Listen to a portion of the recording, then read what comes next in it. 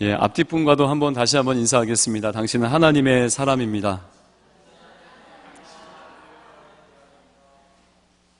예.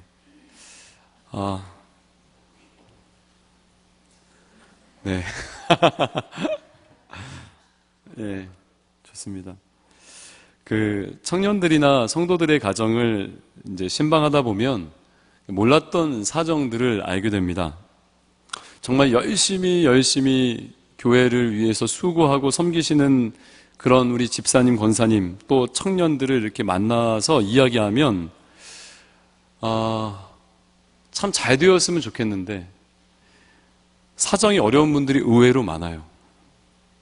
주위에 믿지 않는 사람들은 오히려 점점 잘 되어 가는데, 예수 믿는 우리 성도들은 어려운 것이 사실입니다. 그리고 그러한 것을 보면, 그러한 사정들을 듣다 보면 마음이 아픕니다. 안타깝습니다. 오늘 여러분, 사실 하나님 앞에 기름 부음 받았던 다윗도요, 어려운 일을 만났습니다. 살던 마을이 불타 없어졌고 가족들이 사로잡혀 갔습니다. 그래서 지금 그 가족들을 구하기 위한 전쟁을 해야 하는 상황입니다. 아마 다윗이 생애 동안에 치른 전쟁 중에서 가장 어려운 전쟁이 되지 않을까 싶습니다. 왜냐하면 내가 힘든 것은 어느 정도 참을 수 있는데, 가족들이 힘든 것은 참 이게 마음이 어려워요. 그래서 지금 아마 다윗은 위기 중의 위기라고 해도 과언이 아닐 것입니다. 오늘 이 다윗의 이야기를 통해서 신앙인에게 찾아오는 그 위기, 절체절명의 위기의 원인은 무엇이고, 또 하나님께서 왜 이런 위기를 우리에게 허락하시는지 한번 함께 나누어 보도록 하겠습니다.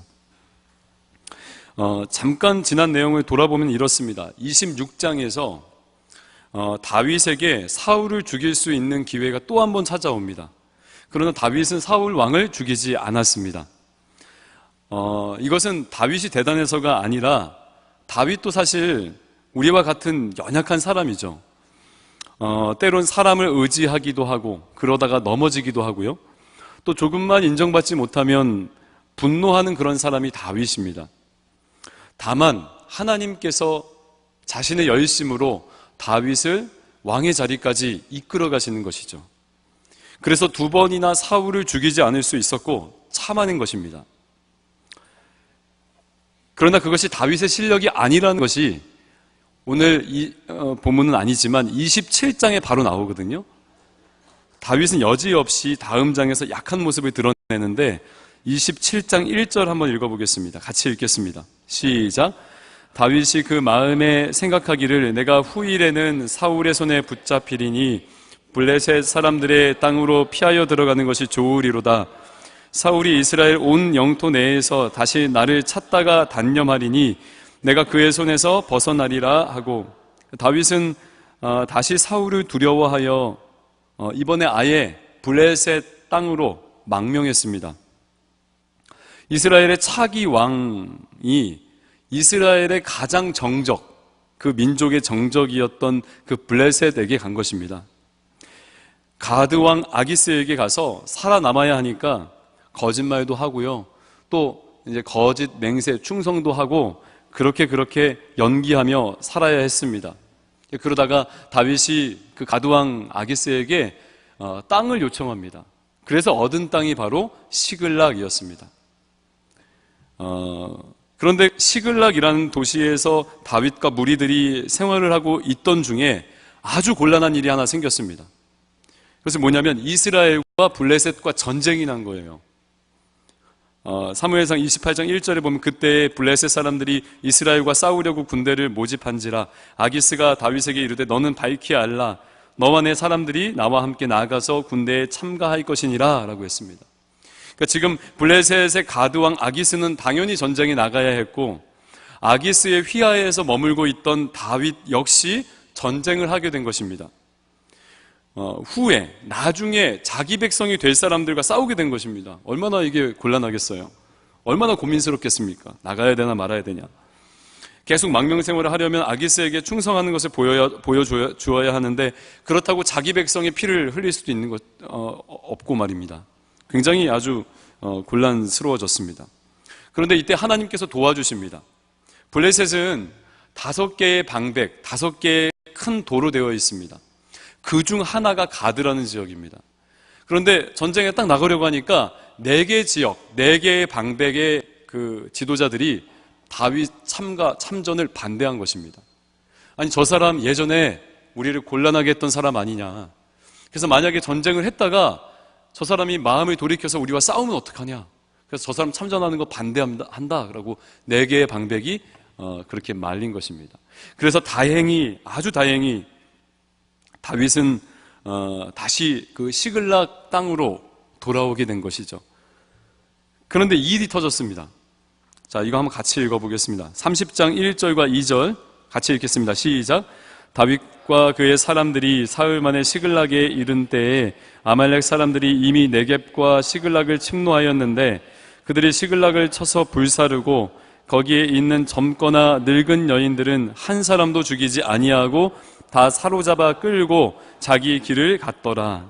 그러니까 잠시 집을 비운 사이에 아말렉 사람들이 와서 그 다윗의 진지를 약탈하고 불사른 것입니다. 그리고 아내와 자녀들까지 모조리 사로잡아 간 것입니다. 여러분, 다윗이 얼마나 기가 막혔겠습니까? 그래서 4절을 보면 이렇게 말합니다. 다윗과 그의 함께한 백성이 울 기력이 없도록 소리를 높여 울었더라. 울 기력이 없도록 울었다는 것이죠. 통곡한 것입니다. 너무너무 울다 보니까 이게 울음소리가 나오지 않은 거예요. 함께 했던 사람들은 이제 완전히 열받은 것입니다. 가족을 잃은 슬픔으로 눈이 돌아가서 다윗을 돌로 쳐서 죽이려고 했습니다. 지금 여러분, 다윗은요, 정말 설상가상 그의 인생에 아주 큰 위기를 만나게 된 것입니다. 사랑하는 가족을 잃었습니다. 그리고 자신의 자리도 잃었습니다. 리더라는. 그리고 자기를 따르는 사람들마저도 잃었습니다. 여러분, 그래서 흘리는 이 다윗의 눈물이 조금 상상이 가십니까? 다 잃은 거예요. 이제 전혀 소망이 없는 것이죠.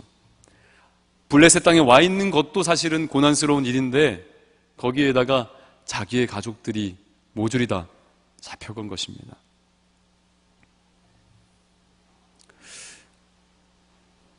여러분, 혹시 신앙생활을 하다가 이 정도까지는 아니더라도 위기를 경험해 본 적이 있으세요? 뭐 이 정도까지는 아니겠죠. 그러나 내가 예수 믿는데 왜 나에게 이런 일이, 예수 믿는 신자인데 왜 이런 일이, 이해가지 않은 이러한 일이 일어날까? 라고 하는 의문을 가져본 적이 있으세요? 하나님 뜻대로 살려고 아등바등하며 살고 있는데 왜 하필 나에게? 왜 하필 나에게? 그래서 목 놓아 울어야 하는 그런 처지, 여러분 경험해 본 적 있으세요? 아니, 믿지 않는 사람들은 굴곡 없이 잘 사는데 점점점 부강해지는데 왜 우리는? 이라고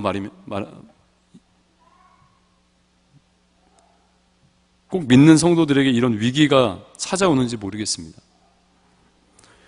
원인을 찾아보면, 오늘 이 다윗이 이런 위기를 만난 원인을 찾아보면 1차적으로는 불순종의 그 원인이 있습니다. 2가지의 불순종인데, 첫 번째는 뭐냐면 오늘 다윗의 집을 약탈한 이 아말렉이라는 민족, 그들이 누군지 아세요? 본래 하나님께서 사무엘상 15장에 사울에게 이 민족을 진멸하라라고 명령했던 민족입니다. 왜냐하면 이 아말렉이라는 민족은 아주 비겁하고 사악한 민족이기 때문에 그래요. 이스라엘이 광야에서 40년을 방황할 때 힘이 없어서 뒤에 처진 노약자들을 골라서 쳐서 그렇게 아주 비겁한 비열한 짓을 했던 민족이 아말렉입니다. 그래서 이 민족을 아예 지면에서 쓸어버리라고 하나님께서 명령하신 것이죠. 그러나 사울이 어떻게 했어요? 불순종했습니다. 사울이 다 죽이지 않고 다 진멸하지 않았습니다. 왕하고 좋은 것들을 남겨뒀습니다. 그러나 그 불순종의 씨앗이 오늘 아말렉이 된 거예요. 또다시 이스라엘 민족을, 다윗을 괴롭히는 그러한 정적이 된 것입니다. 여러분, 이스라엘을 벌벌 떨게 했던 장수가 누구죠? 골리앗이죠. 이 골리앗이 가드 사람입니다. 예전에 하나님께서 출애굽한 이스라엘 백성들에게 가나안을 정복하라고 했습니다. 그래서 이스라엘 백성들에게 땅을 주시려고 그렇게 명령하셨고, 또 동시에 그 가나안 민족들, 타락한 그 민족들을 심판하기 위해 이스라엘을 통해서 그렇게 명령하셨습니다. 그래서 여호수아가 가나안을 막 정복해 갔습니다. 거의 90% 이상 정복했습니다. 그런데 여호수아서에 보면 이런 기록이 있습니다. 여호수아서 11장 22절에 보면 이스라엘 자손의 땅에는 아낙 사람들이 하나도 남지 아니하였고 가사와 가드와 아스돗에만 남았더라 라고 하고 있어요. 세 군데를 남겨둔 거예요. 그중 한 지역이 가드였습니다. 그리고 그 지역이 나중에 블레셋이 된 것입니다. 블레셋의 한 방백이 된 것입니다. 왜 남겨두었나? 다 죽이지. 그게 뭐가 어렵다고? 이유는 간단합니다, 여러분. 이 지역들은 해변의 작은 마을들이에요. 가드하고 가사하고 아스돗이요. 그래서 이스라엘 백성들이 자신들에게 큰 위협이 되지 않을 것이라고 생각을 했던 것이죠. 그래서 신경 쓰지 않은 것입니다. 그러나 여기서 문제가 발생한 것이죠. 남겨둔 이 소수의 아낙 자손들 중에서 바로 이스라엘 정적 그 블레셋이 나왔고, 또한 이스라엘을 곤란하게 했던 그 골리앗이 나온 것입니다. 여러분, 가드를 남겨두어 골리앗을 배출하게 한, 그래서 이스라엘 어려움을 겪은 일, 그리고 오늘 아말렉을 남겨두어서 다윗이 고통받게 된 이 일은 우연이 아닙니다. 여러분, 불순종의 죄, 그것이 크던 작던, 여러분, 그것이 정말 다 문제가 되는 것입니다. 내가 이 정도면 극복할 수 있을 거야, 내가 이 정도면 나중에 내가 순종할 거야 라고 생각을 하지만 그것이 안 됩니다. 실제 그 죄가요, 우리의 삶을 정복해버려요. 시간이 지나면 지날수록 점점 어려워지는 거예요. 아주 큰 세력이 되는 것입니다. 죄는 그런 거예요. 이 정도쯤이야. 에이, 뭐 이 작은 죄니까 뭐 그냥 넘어가야지. 다음에 회개해야지. 그러나 그렇지 않습니다. 죄는 아주 빠르고 신속하게 우리를 지배하는 거예요. 그래서 성경에서 죄를 뭐라고 하고 있죠? 뭐라고 비유하죠? 누룩이라고 비유합니다. 곰팡이로 비유하는 것이죠. 한번 퍼지면 아주 작은 그 포자가 전체를 덮는 것이에요.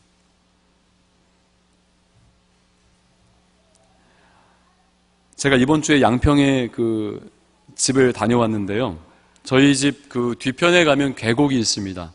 작은 계곡인데요. 산이라 돌이 참 많아요. 사실 자연 그대로가 좋고 아름답지만 여러분, 사실 사람의 손이 어느 정도 가야 이게 되게 아름다워지고 예뻐져요.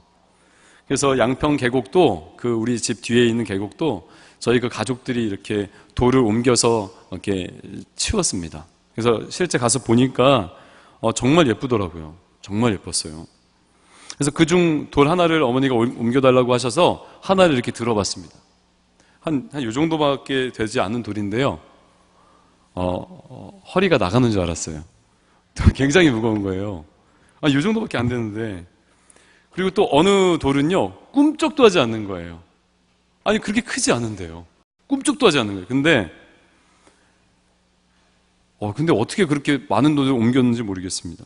근데 어머니가 옆에서 그러시는 거예요. 원상아, 저 큰 돌이 지금 네가 움직이려고 하는데 안 움직이는 저 큰 돌이 안 움직일 것 같지?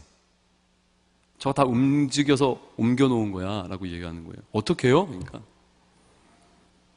사실은 그 큰 돌 밑에 박혀있는 작은 돌 하나를 빼내면 그게 움직이기 시작해 라고 하시더라고요. 그러면서 어머니가 저한테 우리는 이 큰 죄를, 나의 큰 그런 연약함을 가지고 하나님 앞에 나아가려고 하는데 사실은 사소하고 작은 죄가 해결되어야 그것도 움직이는 거 아니겠니? 라고 말씀하시더라고요. 여러분, 지금 여러분들이 하나님 앞에 불순종하는 아니면 죄악된 모습으로 나아가는 그런 작은 씨앗들이 있습니까? 아주 사소한 거요. 그런데 그것이요, 여러분 전체를 망가뜨리는 거예요. 전 인생을 지배하게 되는 것입니다. 오늘 하루쯤이야. 아니, 이번에는 내가 이렇게 해야지. 다음에 하지 않으면 되지. 라고 하는 그것 말입니다. 그것 때문에. 당장은 별게 아닐지 몰라도 한 번 허용하면 나중에는 이길 수 없는 큰 세력이 되는 것입니다. 그래서 악은 그 모양이라도 버리라고 한 것입니다. 죄가 아무리 작고 가볍게 여겨져도 우습게 보면 안 됩니다. 저와 여러분 아주 작은 것까지도 하나님 앞에 철저히 회개하며 엎드러지는 그런 예배자들 되시길 주의 이름으로 축원드립니다. 아멘. 이 사울의 불순종의 씨앗이 이렇게 아말렉이라는 위기를 가져왔는데 사실 지금 다윗도 그리 순종의 자리와 가까워 있지 않습니다. 멀어져 있어요. 다윗은 지금 어느 땅에 있죠? 어느 땅에 있습니까? 다윗은 블레셋 땅에 있습니다. 그러나 다윗은 지금 어느 나라의 차기 왕입니까? 예, 이스라엘의 차기 왕입니다.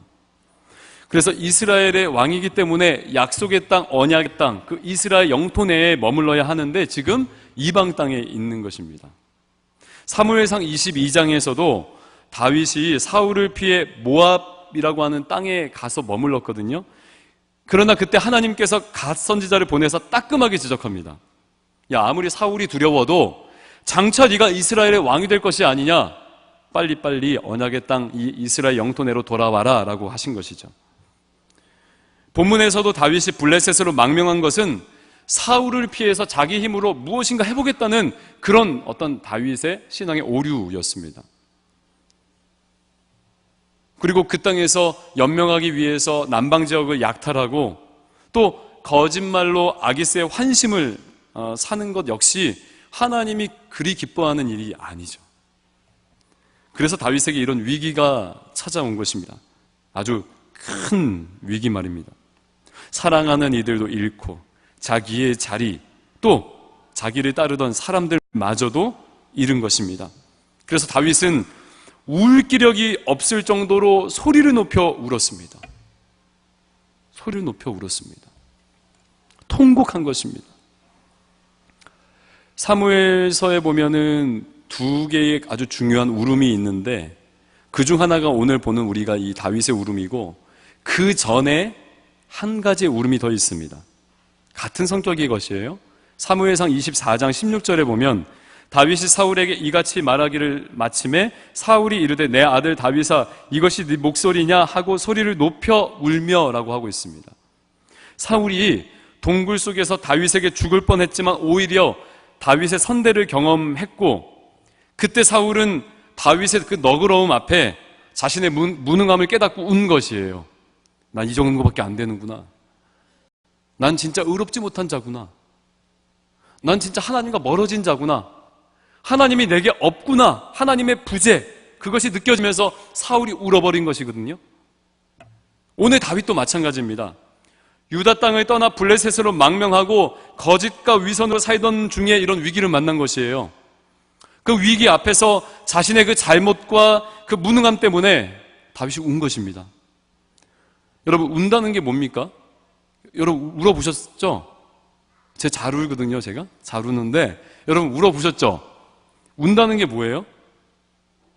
제가 지난주에 우리 아들이랑 목욕탕을 갔습니다. 둘이. 저는 목욕을 하기 위해서, 아들은 물놀이를 하기 위해서 갔습니다. 근데 이놈이 목욕을 잘하고, 아니 물놀이를 잘하고 나서 새로 가져온 옷을 안 입는 거예요. 뭐 이상한 거 묻은 걸 입으려고 하는 거예요, 다시. 그래서 절대 안 된다고 얘기했어요. 그거 젖었으니까 안 돼. 그리고 그 긴팔 옷을 입히려고 실갱이를 하는데 약 1시간을 했습니다. 안 입는 거예요. 절대 안 입는 거예요. 그래서 이제 주위에 보시던 그 목욕탕 주인 아저씨하고 이제 막 측은한 눈빛으로 막 이렇게 눈짓으로 막 어떻게 하라고 막 그렇게 하는데 안 입는 거예요. 그래서 아저씨한테 잉크 한번 하고 제가 나가는 척 했습니다. 이렇게 쓱, 그럼 아빠 먼저 갈게. 너 옷 입지 않았으니까 나중에 와. 그리고 저 혼자 나가서 갔어요. 그때부터 울기 시작하는 것입니다. 울기 시작하는 거예요. 정말 민폐를 끼치는 것 같아서 다시 들어가서 하는 수 없이 어떻게 했을까요? 옷을 안 입히고 데리고 나왔습니다.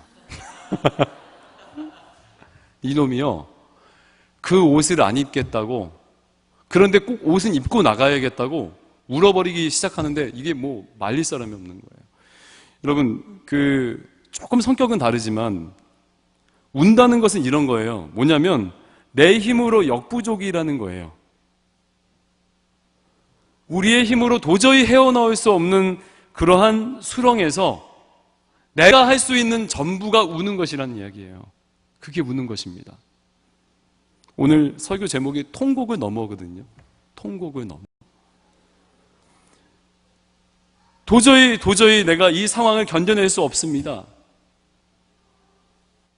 내가 할 수 있는 것은 무엇일까 고민하다가 자책과 함께 나오는 것이 눈물이라는 이야기죠.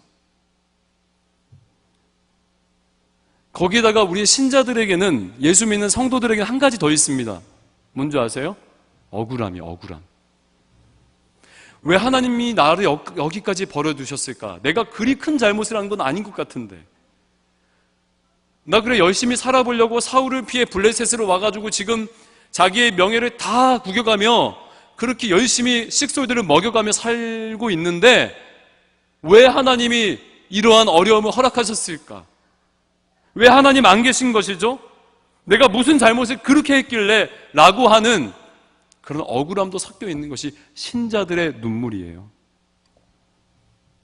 하나님, 내가 하나님을 잘 신앙해도 이러한 위기가 실제 찾아오고 또 이러한 하나님의 부재를 우리가 실제 경험하는 것이죠. 그래서 여기 계신 분들이 어쩌면 나이들이 다 어리고 또 나이 있으신 분들도 계시니까 어쩌면 그러한 눈물을 경험하셨을 수도 있고 또 아니면 앞으로 경험하게 될지도 모르는 것이죠. 그런데 여러분, 놀라운 것은 뭐냐면요, 성경에 하나님의 사람들은 대부분, 성경에 나오는 하나님의 사람들은 대부분 이러한 위기를 경험한다는 것입니다.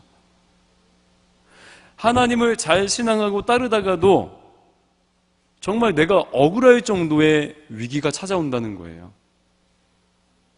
교부들은, 교회사에서는 이를 영적인 침체기라고도 하고 영혼의 밤이라고도 하거든요.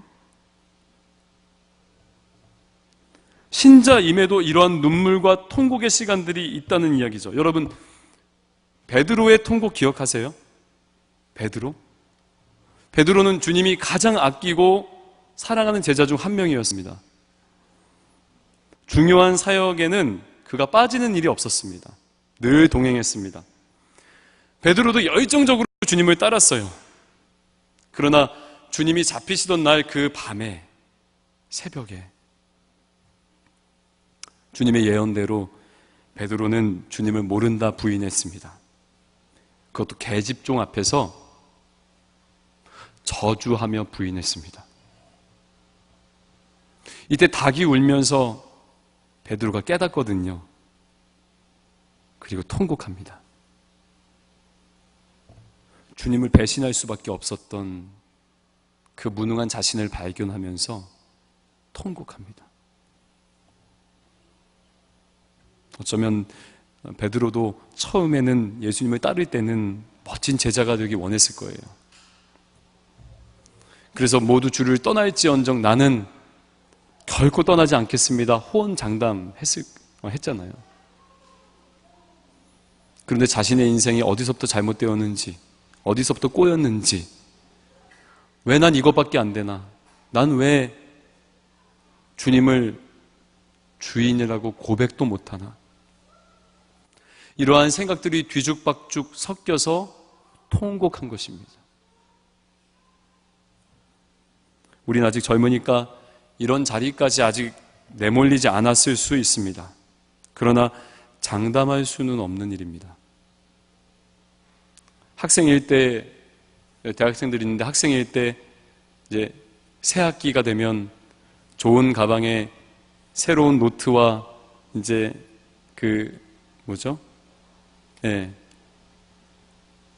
교과목에 책을 넣고, 내가 이제 새롭게 만나는 교수님과 선생님들하고 잘 지내봐야지.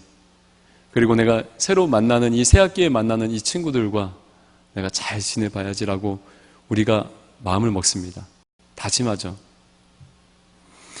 그리고 우리가 직장에 들어갈 때면 좋은 상사 밑에서 행복하고 즐겁게 일하고 또 아주 좋은 성과를 내며 그렇게 우리의 삶을 설계하는 것을 꿈꾸며 직장에 들어갑니다. 여기 보면은 결혼할 나이가 이제 되어 가는데 결혼하면 행복한 가정을 꿈꾸죠. 좋은 아빠, 좋은 엄마가 돼야지. 그렇게 우리가 다짐을 합니다. 그리스도인이 될 때도 마찬가지죠. 저와 여러분 그리스도인이 될 때 어땠습니까? 내가 주님만 따르고 주님만 섬겨야지. 내가 헛된 마음을 품지 말아야지라고 우리가 다짐을 하며 주님을 따릅니다. 그렇게 시작합니다. 그러나 시간이 지나면 지날수록 그것이 쉽지 않은 일인 것을 발견하죠. 학교에서는 원하는 학업의 결과가 나오지 않고, 직장에서 스트레스 받고 잘 풀릴 것 같은데 안 풀리고 말이죠. 행복한 가정생활이 아니라 부부싸움과 여러 생활고로 불행한 생활이 될 수도 있는 거예요. 여러분, 그때 어떻게 해야 되는 줄 아세요? 그때 아무리 노력해도 계획대로 안 될 때, 역부족일 때, 그때 울어야 합니다. 우리가 할 수 있는 전부를 해야 합니다. 하나님 앞에서 우는 것입니다. 괜찮습니다. 여러분, 원망의 마음이 있더라도 그땐 울어야 합니다. 눈물을 흘려야 됩니다. 눈물의 동굴을 지나야 됩니다. 그런데 여러분, 하나님께서 왜 꼭 이런 고통스러운 과정을 겪게 하실까? 이유가 무엇일까? 하나님의 뜻은 무엇일까? 오늘 본문에서 우리가 주목해야 될 구절이 하나 있습니다. 이거 되게 중요한 구절이거든요. 같이 한번 읽어볼게요. 이게 이 30장을 해석하는 열쇠이기 때문에 여러분 정신 차리시고 한번 읽어보세요. 같이 읽겠습니다. 시작. 백성들이 자녀들 때문에 마음이 슬퍼서 다윗을 돌로 치자 하니 다윗이 크게 다급하였으나 그의 하나님 여호와를 힘입고 용기를. 이 본문을 가지고 우리 어르신 목사님들이 하나님을 통해서 힘입어야 돼, 용기를 얻어야 돼, 이렇게 이제 설교를 하시는데 이 본문만 가지고 설교하셔서 그러신 것 같아요. 왜냐하면 지금 다윗이 아주 다급했으나 다시 용기를 얻었습니다. 맞죠? 그런데 상황이 해결되어서인가요? 상황이 해결되어서 지금 용기를 얻었나요? 여전히 가족들은 지금 아말렉의 인질로 잡혀 있고 여전히 지금 사람들은 자신을 반대하고 있는 상황입니다. 그런데도 지금 다윗이 어떻게 말하고 있습니까? 용기를 얻었다라고 하고 있습니다. 왜요? 순간적인 지혜가 떠올라서요? 아니요. 아니면 특별한 능력을 힘입어서요? 아니요. 여기 뭐라고 하고 있습니까? 뭐라고 하고 있습니까? 여호와로 말미암아 용기를 얻었다, 힘을 입었다라고 하고 있어요. 여호와로 말미암아, 여호와 그분 때문에. 즉 다윗은 무능함에 대한 자책과 하나님의 부재 때문에 통곡하고 울고 울었는데 그 영혼의 깊은 밤을 지나서 비로소 그는 뭘 한 거예요? 여호와 하나님을 만난 것이죠. 하나님이 문제를 해결해 주셔서 그가 기쁘고 힘입은 게 아니라 그 영혼의 밤을 지나서 그 눈물을 지나서 그가 그 문제 해결을 가지고 나아간 것이 아니라 하나님 그분을 구했다는 얘기예요. 여러분, 우리를 이해시키는데 좋은 시편 구절이 하나 있습니다. 시편 41편 1절과 3절인데요 이렇게 말하고 있습니다. 하나님이여 사슴이 시냇물을 찾기에 갈급함 같이 내 영혼이 주를 찾기에 갈급하나이다. 내 영혼이 하나님 곧 살아계시는 하나님을 갈망하나니 내가 어느 때에 나아가서 하나님의 얼굴을 배울까? 내 눈물이 주야로 내 음식이 되었도다. 뭐라고 하고 있습니까? 시편 기자가 내 영혼이 주님을 찾기에 갈급했다. 내가 어느 때에 나아가서 하나님의 얼굴을 배울까? 라고 말하고 있습니다. 무슨 말이냐면 지금 우리가 성경 이 30장에서 보고 있는 이 위기를 통한 그 영적 침체기, 영혼의 밤, 그 눈물은요 결국엔 우리를 어디까지 인도하냐면 하나님의 기쁨과 하나님의 능력을 구하는 자리가 아니라 하나님을 구하는 자리까지 인도한다는 이야기예요. 이해가세요? 하나님 그분을 구한다는 이야기죠. 하나님이 주시는 기쁨이나 하나님이 주시는 결과가 아니라, 기도의 응답이 아니라, 하나님의 손이 아니라, 하나님의 능력이 아니라 하나님 그분을 구한다는 이야기예요. 그래서 하나님이 자신을 사랑하는 신자들에게 이해할 수 없는 위기를 주실 때가 있다는 얘기예요.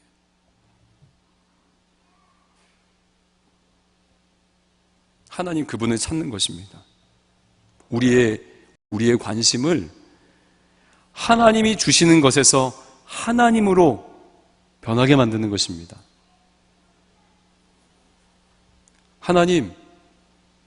하나님만 나를 돌아봐 주시면, 주님만 내 마음 알아주시면, 주님 나 다른 거 없어도 됩니다. 주님 한 분만으로 만족합니다. 주님 내게 있는 이 문제보다도 내가 주님 당신을 갈망합니다. 이것이요. 여러분 이게 사랑이죠. 여러분 하나님과 사랑의 교제를 나누셨습니까? 여러분 사랑은 이런 것이죠. 인격과 인격이 만나서 어떤 거래 없이 서로 마주 앉아서 알아가는 것이 사랑이죠.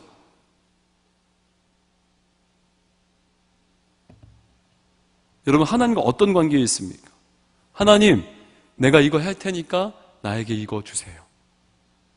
하나님 내가 이렇게 주님을 교회를 섬길 테니까 하나님 이 부분을 해결해 주세요. 주일 성수 내가 이만큼 할 테니까 하나님 예비되어진 복을 내게 주세요 라고 하지 않습니까? 그런 자들에게 위기가 찾아오는 거예요. 하나님이 사랑하신다면. 하나님이 사랑하시지 않는다면 위기도 안 와요. 그런 잘못된 믿음으로 살다가 지옥 가는 것이죠. 그러나 진짜 하나님이 사랑하는 자는 오늘 본문에서 보는 바와 같이 다윗에게 허락한 눈물을 허락하시는 거예요. 통곡을 허락하시는 거예요. 하나님 여호와로 말미암아 힘입었습니다.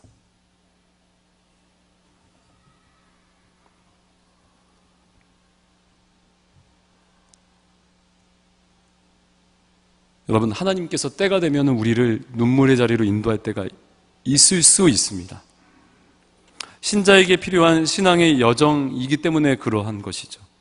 하나님께서 만약에 그러한 눈물의 시간, 위기, 통곡의 시간으로 여러분들이 인도할 때 여러분 잊지 마십시오. 잊지 마십시오. 여러분들을 망하게 하려는 것이 아니라 하나님이 자신을 깊이 알게 하려고 하는 그러한 계획이 있다는 것을 잊지 마십시오. 욥 생각나세요? 욥이 마지막 뭐라고 고백했습니까? 내가 이제 귀로만 듣던 하나님을 눈으로 보는 것 같이 내가 하나님을 알겠습니다라고 하잖아요. 그 고난을 다 거치고 나서. 근데 오늘 이야기는 여기서 끝나지 않아요. 다윗이 여호와로 말미암아 힘을 입고 하나님께 나아가거든요. 그래서 여쭤봅니다. 하나님, 내가 이 군대를 출격하면 따라잡겠습니까? 아니면 못 따라잡겠습니까? 주님께 물어봅니다. 에봇을 가져오라고 해서 제사장들이 입는. 근데 주님이 뭐라고 하셨냐면 이렇게 말씀하셨습니다. 그를 쫓아가라. 네가 반드시 따라잡고 도로 찾으리라. 실제 여러분 다윗이 이 하나님의 말씀을 믿고 얼마나 오래됐는지 모르죠. 왜냐하면 왜냐하면 사흘 만에 돌아왔기 때문에 이미 사흘이 되었을 수도 있는 것이죠. 아니면 그 포로들이 다 죽었을 수도 있는 것입니다. 그런데 다윗이 하나님의 말씀을 믿고 나아가거든요. 추격합니다. 그러다 우여곡절 끝에 만나게 되고 다시 되찾게 됩니다. 여러분, 우리가 한번 고민해 봐야 되는 것이 이겁니다. 왜냐하면 다윗이 자신이 그 사랑하는 가족들, 함께한 자들의 가족들이 언제 누구에게 어디로 잡혀갔는지 지금 아는 상황입니까? 모르는 상황이에요? 우리는 알지만 다윗은 모르는 상황이거든요. 그런데 어떻게 이 다윗이 하나님의 말씀을 믿고 출발할 수 있었을까요? 그 무거운 발걸음, 그 목 놓아 울었던 그 무거운 시간들을 뒤로 하고 어떻게 갈 수 있었을까요? 어떻게 다윗이 갈 수 있었을까요? 지금 다윗과 함께한 사람들이 다윗을 따르고 있습니까? 아니면 반대하고 있습니까? 반대하고 있죠. 근데 어떻게 갈 수 있었어요? 다윗이 하나님이 어떤 분인지 알았기 때문에 갈 수 있었습니다. 하나님은 신실하신 분이라는 것을 다윗이 알고 있었기 때문에, 여러분, 신실하다가 무슨 뜻이에요? 약속을 하면 반드시 지킨다는 뜻이에요. 오늘 아까 찬양에도 했죠. 약속을, 우리와 하신 그 약속을 하나님이 반드시 이행하신다. 전능하시니까. 그게 신실하심입니다. 그러니까 하나님께서 신실하시다는 걸 믿으니까 다윗이 하나님께서 도로 찾을 것이다 라고 하신 그 말씀이 이행될 줄, 이룰 줄 알고 나간 거예요. 이해가시죠? 주님이 도로 찾으리라 라고 하면 분명히 도로 찾는 것이라고 믿는 거예요. 그리고 그 무거운 발걸음을 뗀 것입니다.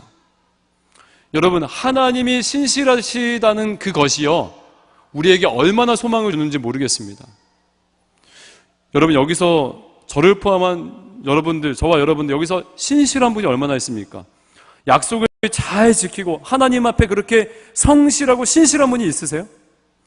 없습니다. 우리가 예수 믿는 신자고 성화의 과정을 지금 걷고 있는데도 불구하고 여기에 신실한 사람이 단 한 명도 없어요. 죄인이기 때문이죠. 그러나 감사한 건 뭐냐면, 우리는 신실하지 못해서 넘어지고 실수하고 의심하고 뒤돌아서고 때로는 통곡하고 눈물로 주저앉고 하지만, 정말 감사한 건 뭐냐면 주님이 신실하신 것이죠. 그게 소망이란 이야기예요. 야, 원상아, 내가 너를 구원하기로 작정했다라고 약속하신 그 약속을 나의 인생, 전 인생에 걸쳐서 이행하시는 거예요. 그게 신실함입니다. 그래서 우리들에게 하나님이 어떠한 분이라는 그 하나님에 대한 지식이 소망인 거예요, 소망. 할렐루야. 여러분, 그래서 하나님께서 신실하시기 때문에 우리는 오늘도 나아갈 수 있고, 그리고 언제든지 우리 주님 앞에 나아갈 수 있습니다. 그림 묵상이라는 새로운 기독교 문화를 개척한 우리나라의 귀한 작가분이 한 명이 계십니다. 천국의 숲 이은혜 작가님이죠. 제 아내군요. 예. 정말 귀한 친구이자 동반자이자 제 선생이기도 합니다. 조금 있으면, 이건 비밀인데, 아내의 그림 묵상집이 나옵니다. 그 글들 중에 하나를 소개할게요. 근데 여러분 너무 닭살스러워하지 마세요. 끝에가 있으니까요. 다 들어보시고 닭살스러워하시면 좋을 것 같아요. 왜냐면 저에 대한 글이기 때문에 그래요. 저 아들하고. 아버지의 약속. 남편이 아들에게 꼭 지키려고 스스로 한 약속이 하나 있다. 약속한 것을 꼭 지킨다는 약속이다. 그 약속엔 두 가지 원칙이 있다. 첫째, 지키지 못할 말을 하지 않는 것. 둘째, 뱉은 말은 꼭 지키는 것. 그래서 아이가 때를 쓰거나 무리한 것을 요구할 때 상황을 모면하기 위한 거짓말을 하지 않는다. 해줄 수 있는 것만 제안한다. 그리고 아주 사소한 것이라도 하기로 한 것은 꼭 기억하고 실행에 옮긴다. 그런데 남편은 몸이 아플 때조차 약속을 지켜내는 진짜 이유가 있다. 우리의 영적 아버지인 하나님이 신실하신 분이라는 것을 알려주기 위해서이다. 근래의 아버지들에 대한 이미지가 좋지 않아졌다. 아버지와 관련된 반인륜적인 범죄가 빈번하고 자녀들은 아버지를 예전처럼 공경하고 사랑하지 않는다.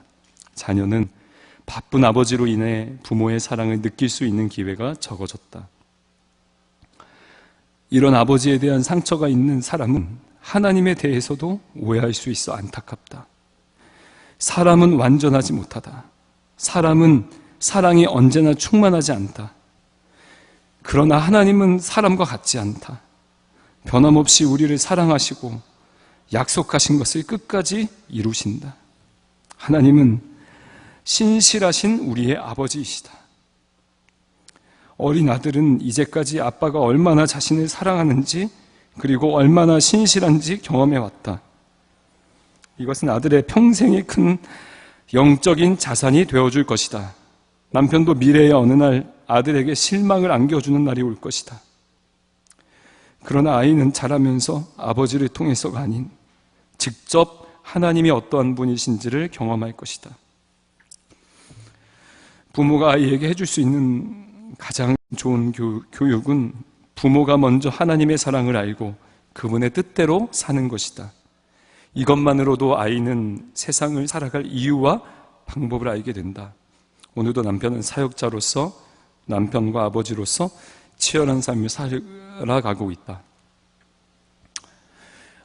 그 책 중에 가장 안 좋은 글을 소개한 것이니 글이 좋죠?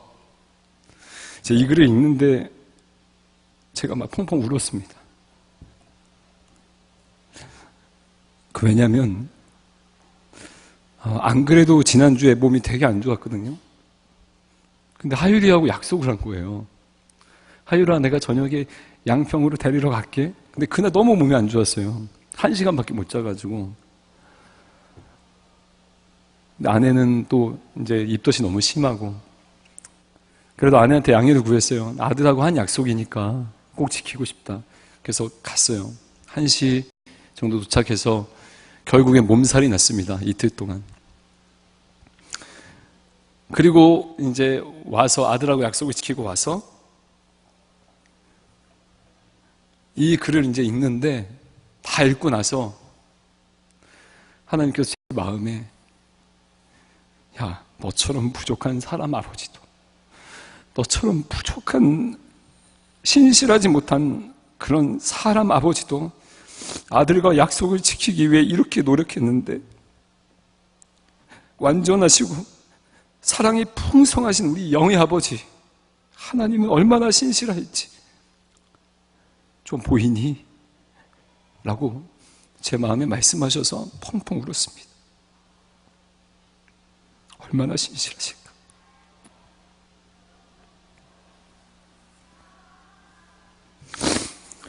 여러분, 우리가 영적인 밤을 맞이할 때 마음 놓고 울어도 되는 이유가 이것입니다.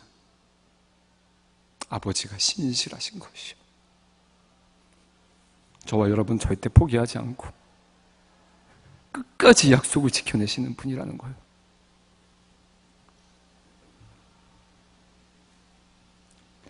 사랑하고 존경한 청년 여러분, 성도 여러분, 눈물 속에서 더 주님께 가까이 가십시오. 그리고 기억하십시오. 우리 주님이 신실하시다는 것을.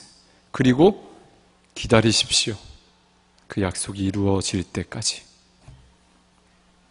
도로 찾으리라, 사랑하는 이를 도로 찾으리라 말씀하신 그 말씀이 이루어질 때까지요. 기도하겠습니다.